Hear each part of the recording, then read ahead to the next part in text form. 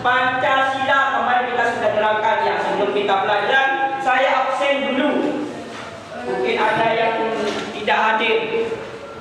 Aisyah. Hadir, Pak. Kayak lagunya Aisyah.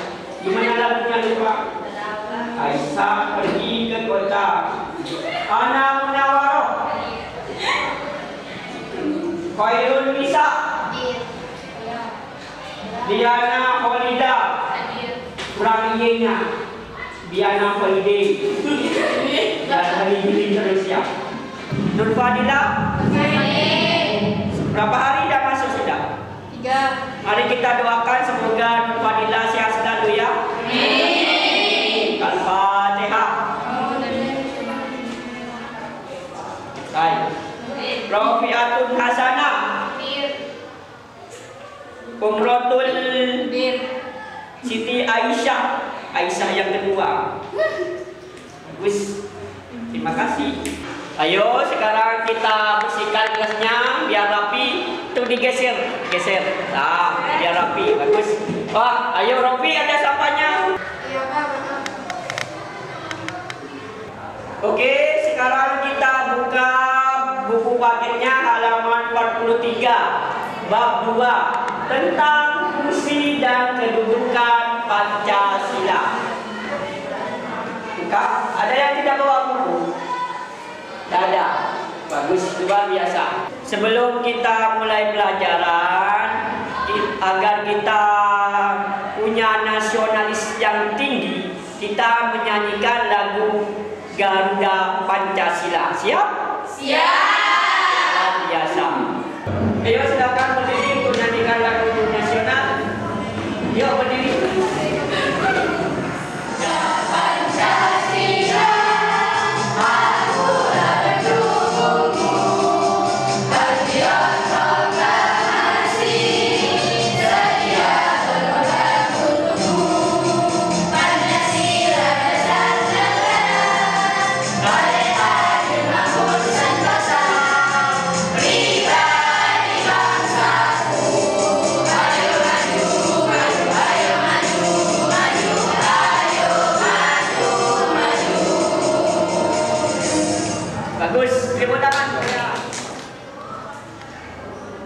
Sebelum kita mulai pelajaran, kita nonton video tentang tantangan Pancasila di era globalisasi.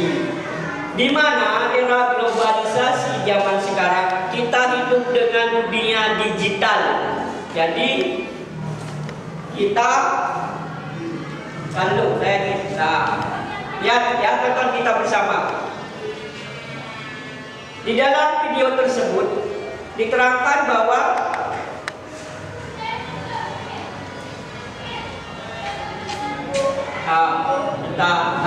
lihat itu seluruh cuek dengan tetangganya sendiri atau dengan temannya sendiri. Pasti dulu kamu tidak menyangka kalau berbincang dengan teman mancanegara rasanya seperti berada di ruang yang sama.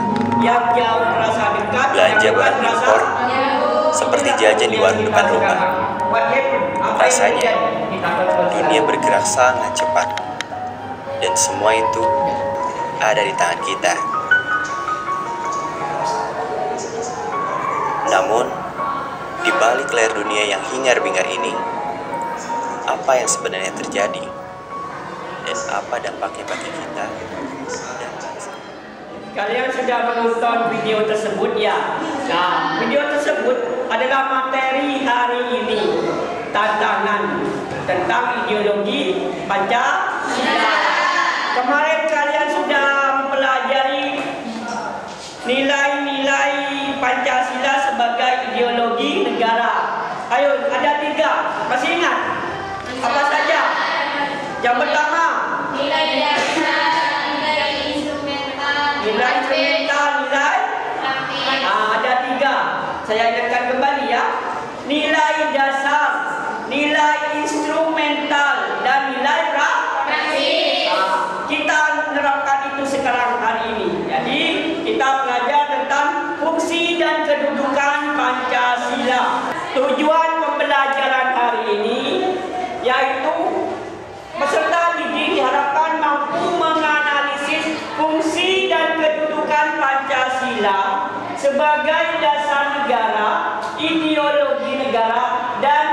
identitas nasional. Jadi kalian mampu menerapkan itu semua. Bisa? Bisa. Luar biasa. Materi hari ini adalah fungsi dan kedudukan Pancasila, di mana kalian nanti Pak Guru nanti membagi kelompok untuk memberi tugas kalian tentang penerapan nilai-nilai Pancasila di kehidupan kalian, di rumah, di sekolah, di masyarakat, dan di negara. Itu saja penerapannya kalian nanti. Semoga bisa dan pasti bisa. Ya, oke? Oke. Untuk pembagian kelompok saya bagi sendiri ya. Siswa kita 1, 2, 3, 4, 5, 6, 7, 8, 9, 10, 11, 12, 13, 14, 15. Jadi satu kelompok 5 anak. Ya, saya bagi sendiri.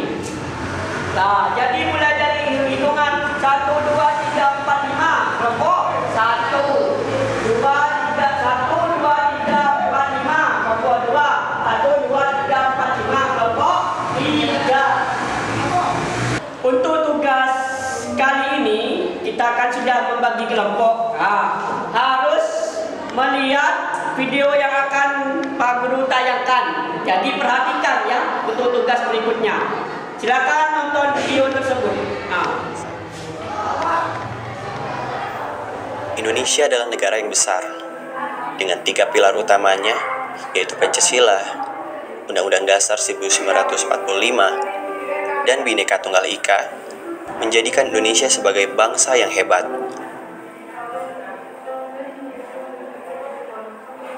Pancasila pertama kali diperkenalkan oleh Insinyur Soekarno pada 1 Juni tahun 45 pada Sidang Perumusan Dasar Negara bersama BPUPKI. Saat itu BPUPKI menyetujui bahwa usulan dari Soekarno dapat ditindaklanjuti dengan dibentuknya PPKI. Pancasila mengalami penyesuaian seiring langkahnya menuju kemerdekaan. Harus kita sadari bahwa perjalanan semua ini tidaklah mulus.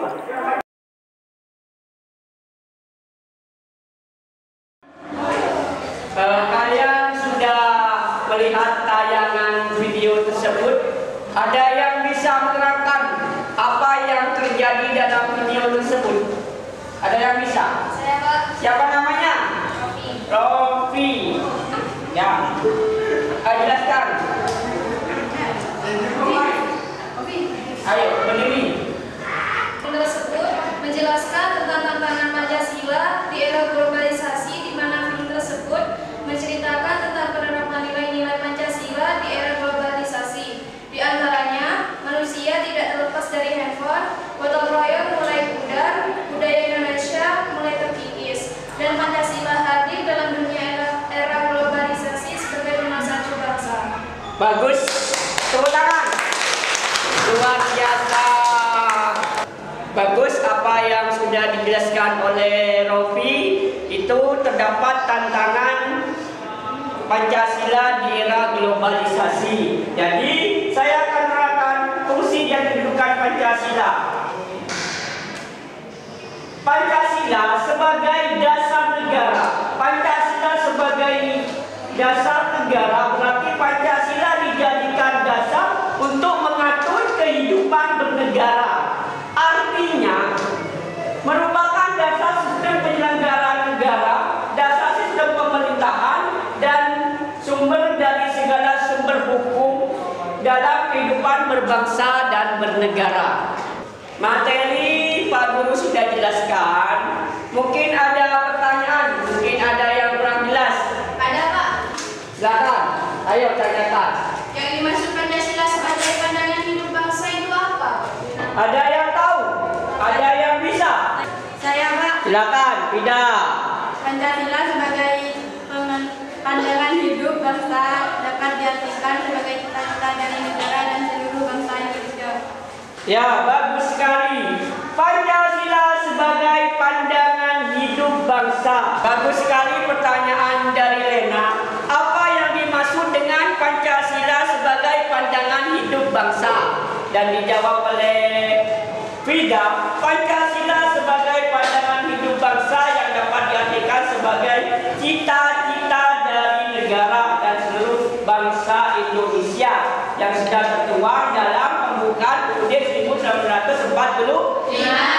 Luar biasa Fida sama Lena. Tepuk tangan. Sekarang kalian berkumpul dengan kelompoknya masing-masing yang telah saya bagi tadi. Ya, satu kelompok 5 anak yang sudah. Ayo sekarang kita berkelompok, kita membahas tentang fungsi dan kedudukan Pancasila. Itu tugasnya kalian, ya. Nanti langsung dipresentasikan kalau sudah selesai. Oke, bisa? Silakan.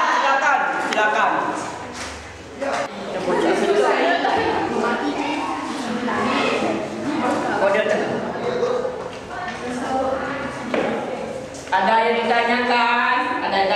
Bisa? Nah, bagus. Ini bisa? Ini bagus.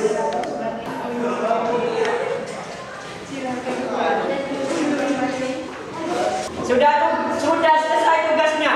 Sudah. Untuk kelompok 1 sudah siap maju? Siap ya? Ayo harus siap.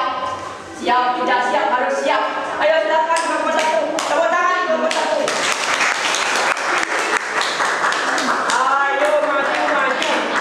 Ayo jangan malu.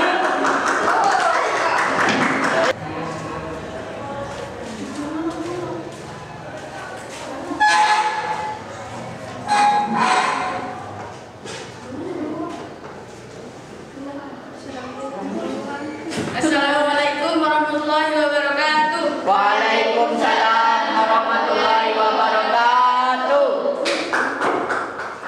Kami dari kelompok 1 akan mempresentasikan hasil diskusi kami tentang nilai-nilai Pancasila sebagai pandangan hidup dan atau pedoman hidup bangsa Indonesia. Contoh sila pertama. Yang pertama, mengembangkan sikap saling menghormati kebebasan, menjalankan ibadah sesuai dengan agama dan kepercayaannya. Yang kedua, percaya dan takwa kepada Tuhan Yang Maha Esa sesuai dengan agama dan kepercayaan masing-masing menurut dasar kemanusiaan yang adil dan beradab. Yang ketiga, tidak melakukan penistaan terhadap suatu agama. Penistaan terhadap agama adalah perilaku menghina atau merendahkan agama. Contohnya melakukan pembakaran rumah ibadah. Contoh sila kedua. Yang pertama, mengakui persamaan derajat, hak dan kewajiban asasi setiap manusia tanpa. 3. Inilah presentasi dari kami. Mungkin ada yang ditanyakan atau ditambahkan. Saya bertanya, pada sila ketiga dijelaskan bahwa menghargai karya dan produk buatan penduduk dalam negara. Contohnya bagaimana? Terima kasih atas pertanyaan dari Dini. Contohnya membeli makanan dari dalam negeri. Minum aqua, jangan minum Coca-Cola. Sekian presentasi dari kami, kurang lebihnya mohon maaf. Wassalamualaikum warahmatullahi wabarakatuh. Waalaikumsalam warahmatullahi wabarakatuh.